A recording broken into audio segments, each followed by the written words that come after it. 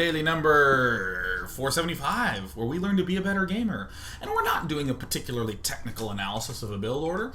We are doing the big, broad strokes of how to do a very easy Warp Prism PvT play to crush freaking faces off. The general concepts that I want to highlight are doing some kind of one-gate expand, getting a good amount of sentries up early on, and then going Robo Twilight Council. Robo Twilight Council allows you to get observers, get the Zealot leg speed started, and all around 8:30 or 9, that's when we flood the rest of our tech. All the rest of the gateways, the Templar archives, and the Warp Prism. Yeah! Our goal is to use a Warp Prism counterattack a little while after 10 minutes. In other words, we want our Warp Prism counterattack to coincide with his first move-out attempt with Marine Medevac. I'm going to answer two questions right now.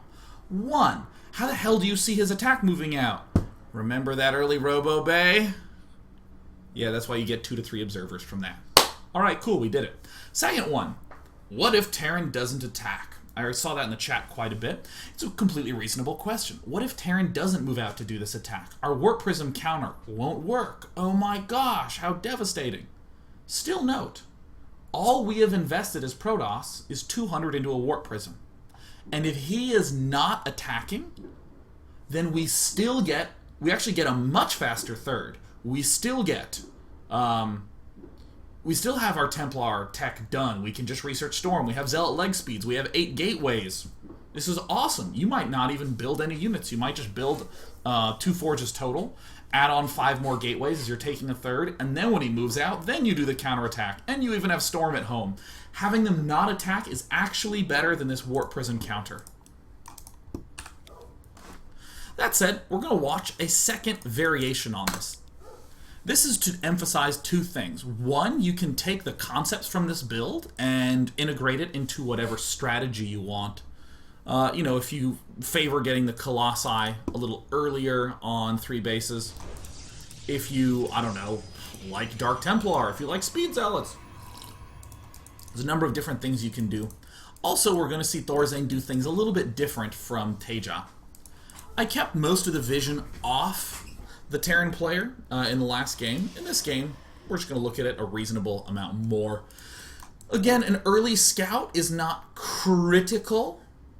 All you have to do is know if he's expanding or not by around 3 minutes and 20 seconds. This is a good way to know if you can cancel that first Zealot. Do-do-do-do. Ba-do-do-do-do-do. Alright, so Thorzane is going for some sort of 1 barracks play. We don't know if it's a 1 or 2 barracks play. A lot of Terrans will hide a 2nd barracks here. So we simply hang out until we see this. Almost always it will be planted by 3 minutes and 20 seconds, and we can just sneak on in. Nice. Alright, speeding things right up. Do-do-do-do-do-do-do. 1 stalker. Always build 1 stalker. Expand! Excellent. Getting Warp Prisms up, sentries up quite early. This 1 Stalker is going to be here just to make sure that there is no scary time push coming. The Stalker will move all the way around to go up to the front because we're still before 6 minutes. Oh, so still before 6 minutes. Pokes up, just make sure that there's not a ton of units coming, and we'll chill. Obviously, we have to build 3 gateways for basic defense early, while still building these sentries. If we're feeling oh so good around 6 minutes, we can even so thusly begin a robo facility. Sase starting his assimilator at the reasonable time, and hey, look at that, a robo going down a little later than last game. In the last game, it went down a little before 6. I still want to emphasize it's not about having it super strict, rigid in a box. It's not like a build order. It's a bunch of concepts that can be linked together into a build.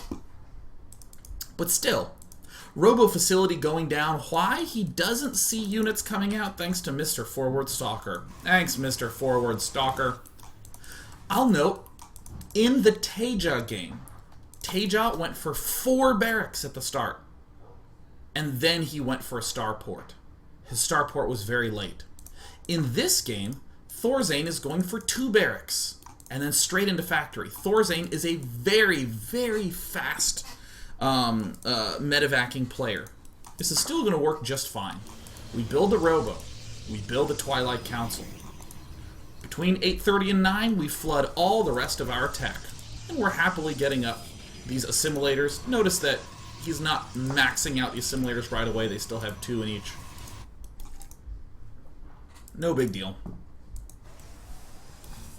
You see the observers continuing to get produced. There's one. There's a second one. And here is a potential deviation. This is a deviation I actually like quite a bit.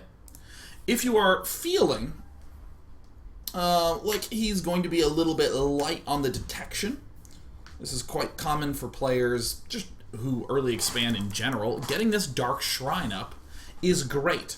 Now again, I want to note what were the 2 questions that we began this daily about. How do we defend against stuff in the mid-game? How do we get all our essential tech up for the late game? How do we defend ourselves in the mid-game? Well, if we get Dark Templar up, we can delay his pushes a lot just by hurling 1 DT at a time into that Marine Medevac group. Then we can even harass him and contain him. And that also helps in the late game, helping to get our Templar tech started early on. So, nothing too fancy there, but this is kind of an interesting variation. Still favoring getting those observers up right away. Still favoring getting the Zealot leg charge up right away. And between around 8:30 and 9 is when we flood the rest of our tech. Warp Prism. Whole bunch of gateways. Don't overmorph Zealots. I mean, certainly Sase is smart enough to know how many Zealots he should make, but in your practice trainings, underbuilding Zealots and overbuilding gateways you'll find to be a lot more effective. So here we see, holy cow, Medevacs popping out a little after 9 minutes. Whoa, those are so fast! Oh my gosh! Per usual, Terran player moves out to do all his fun stuff. Well, thank goodness that we built this Warp Prism early on. So we can move out over here. Oh, everything's coming together so nicely. Thank goodness we have this observer here. And we even have this other spotter observer following everything down here. Because now we're warping in DTs in his main base. And likewise, the rest of that tech is finishing up, as with our charge. And thanks to getting 4 sentries up early, we have the ability to deal with these small groups of units. I'll note, theoretically, we should be force fielding here and just battering them back. But even in this case, where Sase kind of messes up and just lets them right on up, just a couple of force fields are more than enough to be able to deal with this threat. And of course, 1 DT.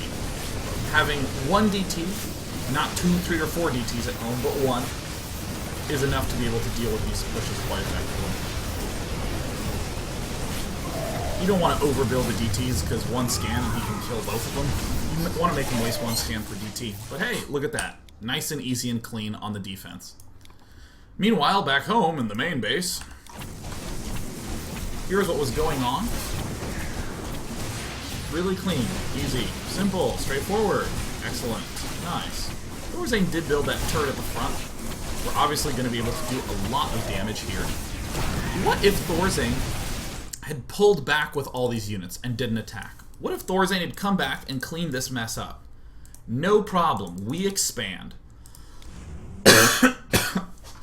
In Sase's shoes, Sase's actually been eager to expand this entire time. But just with simple snap judgment, he can see that the main is still vulnerable, so he's warping in a few units at a time. Not all DTs. No reason to go crazy with the DTs. Zealots are, on average, going to be a little bit better than investment. But this is just the easiest thing you ever did see. How delightful. Now, in this spot, Sase continues to warp in. I'd like to emphasize that it's okay to abandon this attack earlier. Continuing to just flood in Stalkers isn't necessary. I mean, certainly it sometimes can win, but I much prefer the idea of expanding while this is going on. Massing up the probes, chrono boosting those at home while your opponent is really suffering. and turning this one warp prism into just a little Dark Templar poke machine. You warp prism here, and then you just kind of drop one there. Not warp one in, but just drop one in. And we see Sase able to take a third base completely and utterly safely. Just as safe as can be. I mean, there's really no threat that Thorzane can apply other than these kinds of drops, but even then, these kinds of drops are quite dangerous. Especially when you have this many warp gates up. And note, leaving idle warp gates is fantastic. With the idle warp gates, we have the opportunity to be able to defend against these drops. This one is going to do a good amount of damage because we didn't leave them idle, but even so. Just bouncing back with all our units is going to be quite good. So, from the Terran point of view, I actually see all the Terran players in chat being like, D9, everyone's going to be going DT Warp Prism, I hate you. Note that Thorzane took a beating, and he's not dead. He's actually not even really that far behind. He's actually in kind of a good spot, even without doing that drop, where he totally Artosis pyloned these buildings. This is something to also note from Sase's point of view. Dear Terran players, if you deflect this push, you're generally going to be in a fine state. Protoss players, if you do a ton of damage with a drop, still be wary of these swingbacks. Be quite wary of these swingbacks. But still, Sase is going to be doing the intuitive choices. He's going to be going for the double upgrades. He's going to be rounding off his tech by getting a Robo Bay. It's actually totally reasonable to add on, instead of the Robo Bay, 5 more gateways. And just go for the mass Zealot Templar with Storm. These kinds of plays will be kind of moderately effective. Protosses, I also see. By the way, this was done in... yeah, May 13th, 14th, 15th was that weekend, yeah. Back then in May, a lot of players were doing this opening and then just sort of rounding it off by getting the Colossus tech up. More recently, players have been favoring heavily going down the Templar route. So you'll see, instead of a Robotics Bay, 5 gateways and Blink and Storm. And then the players getting 5 to 8 Blink Stalkers, and then all the rest is Zealot Templar. That, I think, is much more preferable, because you can continue to apply pressure to a Terran right afterwards, whereas if you go for the Robo, you're sort of going to be a little bit more passive for a little longer. But certainly you can never be doing something bad if you're getting Colossus tech and there's no way he can kill you. See, I like being able to push here. I like being able to just shove in if I have an extra 5 gateways. I like being able to do these sort of snap defense because I have 13 gateways total. Then again, I am a little gateway guy. I love my little gateways. My favorite. Finally rebuilding these pylons. We're starting to see why players like to follow up this Speed Zealot play. If it does a lot of damage, why they like to follow it up with Blink. Because the dropships tend to be the only thing that can really do a lot of damage. And at all points in time, I want you to note how hard it is for Thorzane to have pushed out. Another way of saying that is that notice how at all points in time, how super, super safe this expansion is. There just ain't a thing that can be done about it. And yeah, with about 2 minutes left to go, I'm just moving it up. Other cool things, pylons skirting around the edges, totally awesome. Oh no, we're getting dropped, we picked it off. Do we have Blink yet? No, doesn't matter because we're so awesome. We have 3 Colossi. Here they go. Here they go. Oh no, he doesn't have any Vikings.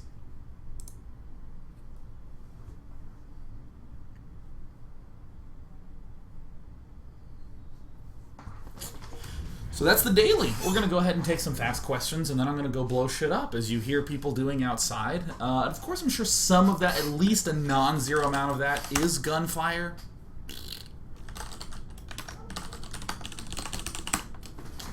Ain't no thing. Alright, let's take question.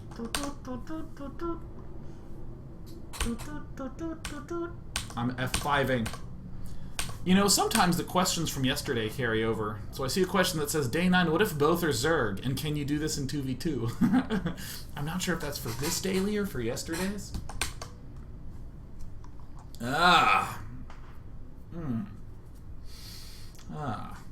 So Boingy2 says, Day 9, what if Terran left some units at home and attacked at the same time, effectively stopping the Protoss attack? What should Protoss do? So here's what I want to know. A Terran player who brings all of his units still might not break your front door down. That's exactly what we saw happen in game number 1 between Teja and Sase. Teja brought a big force of Marine Marauder with, I think, 4 medevacs. He may have had 2, but still, Marine Marauder medevac with a lot of barracks units there. And still, Sase was able to, with 2 Archons, an Immortal, Force Fields, and a couple of Speed Zealots, completely kill that army off, and still have 12 Zealots in the Terran base. So, in other words, if he does leave some units in his base, and he tries to push you, you're going to really kill that push at the front. It's going to be way less threatening.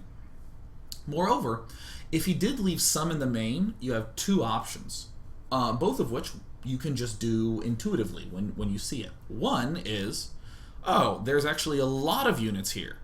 I'll just fly away and do no damage. Ha. If that's the case, he has a lot of units in his main, so that means your third is going to be totally safe.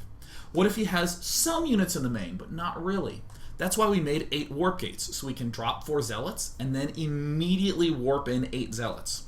And 4 plus 8 is 12 zealots. He's going to have a lot of units there and medevacs to be able to stay alive.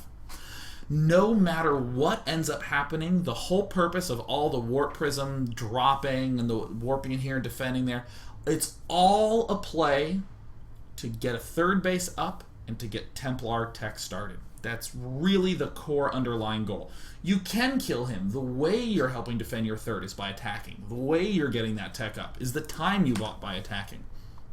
But it's not like, oh my god, I have to kill this. So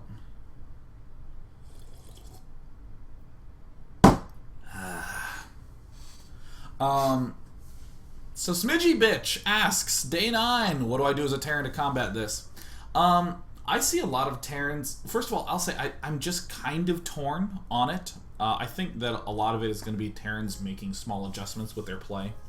Even things like readjusting supply depot placement in their mains to be able to like lift and land in advantageous ways. It's probably going to be the biggest one. Because, I mean, if you have a line of depots, it doesn't matter if he drops on one side or the other. You just run your Marines to the other side, and Zealots have no range. Oh yeah, so first the Terrans will struggle, because this is just good. But probably the best response, and what I've seen, is that Terran players will just pull back. They just pull back and defend it and get like a Viking up, and then try to push out again. Even though the Protoss is going to be kind of going in and out, you as Terran, you can still get your own third base up. Your third base isn't going to be slowed down at all. That sucker should be plopped down by 12:30, no doubt. But yeah, you just pull back. Protoss, you have to go, wow, well played. Take your third base. You're in defense mode. I guess I'm going to be a little defensive. You actually have a good chunk of time to be able to do things like start ghost production, get your third base up.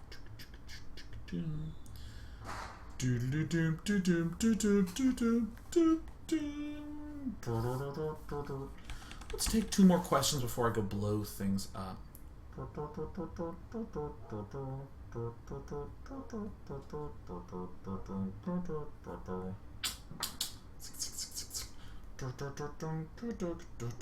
Alright, Ben Carmine says, Day 9, what if Teja did a 2 racks early pressure like how Select does?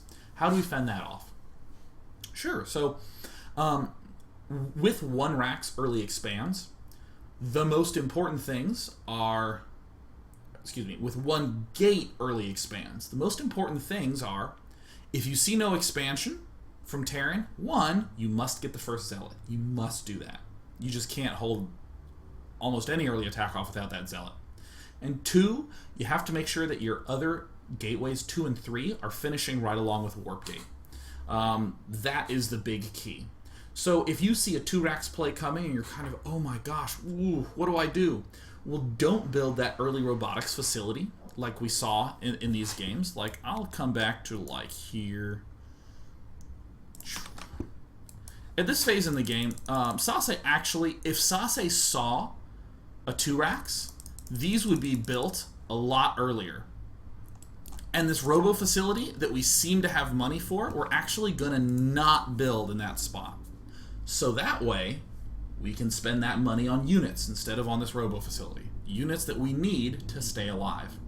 So if you're up against a 2-racksing player, you're going to kind of delay your plan a little bit, but after you hold off the initial push from the 2-racks, then you can quite quickly go Robo, Twilight Council, Observers, get a check of what's going on and start doing this counter attack stuff. You might have a slightly lower gateway count, maybe 6 instead of 8, just because you're both going to be a little lower on money.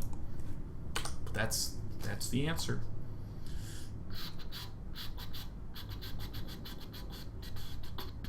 Alright, there's a question from Deadly Rainbow, from MJNZ, all the good stuff. Or they're all asking the same good question. What happens if you're up against a turtle Terran? Easy. You just expand. You take a third really quickly. You build almost no units. Well, actually, let me state the question even more broadly. Against a turtle Terran, expand, tech, make structures, and don't really make a lot of units.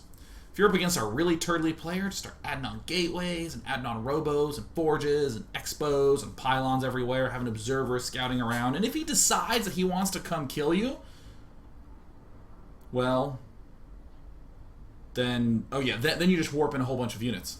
I don't know why my brain blipped there. If he comes kill you, then that's terrible. God, I thought we were playing SimCity. Yeah, if he comes to kill you, then you just do huge warping rounds and you're okay. This is just in general against a turtle Terran. What if you are doing this specific strategy and he's turtling up? Will you now have a warp prism and you just don't use it right at 10 minutes? And then you just expand and make the buildings, get the upgrades. It's the same thing. It's the same thing. There's no difference in terms of the overall response. The only exception is that you have a warp prism now and you didn't used to. So great, he might turtle for 15 minutes and then move out, and then you fly in with the warp prism and drop then. Easy peasy, done in lemon squeezy, in Febreze. I'm going to go because blowing things up is going to be happening shortly. Until then, have yourself a wonderful 4th of July. Happy America Day, Independence Day, I guess we call it. And of course, Happy Canada Day on the 1st. Yeah. That's it. Thanks for watching. Cheers. Woo!